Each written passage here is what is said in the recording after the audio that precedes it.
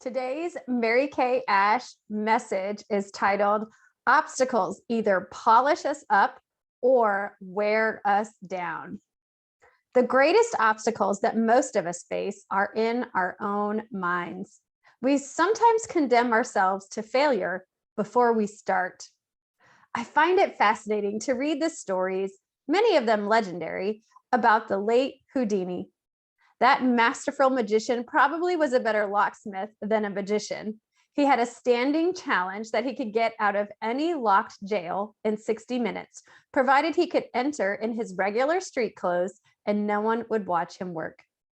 One story that comes to mind is about the people of a little town in the British Isles who decided to challenge and perhaps embarrass the great Houdini. They had just completed an escape-proof jail, so they invited Houdini to come and see if he could break out of the facility. He accepted the challenge. He was allowed to enter the jail in his street clothes, and people said they saw the locksmith turn the lock in some strange way.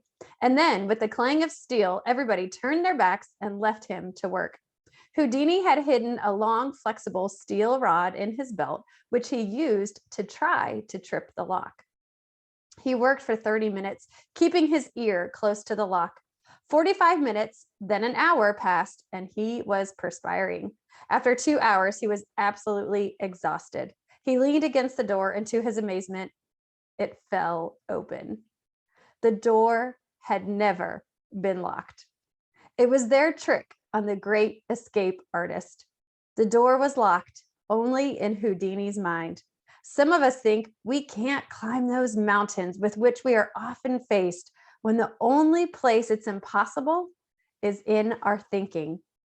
Show me someone who has made it big, and I'll show you someone who shouldn't have made it at all.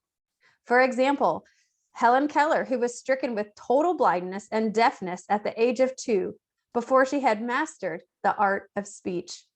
Completely devoid of 2 senses, she developed the others to an extraordinary degree and became one of the most renowned women of our time.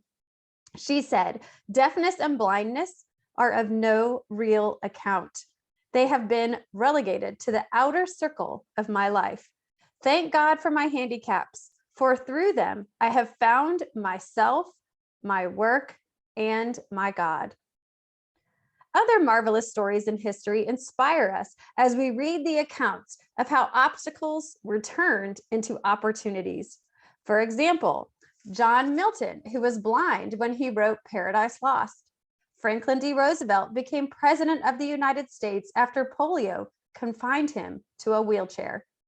Elizabeth Kenny, who after years of rebuke in Australia for her methods of treating polio victims, came to the United States and founded the Sister Kenny Foundation that financed Dr. Jonas Salk's research, which ultimately gave us a cure for polio.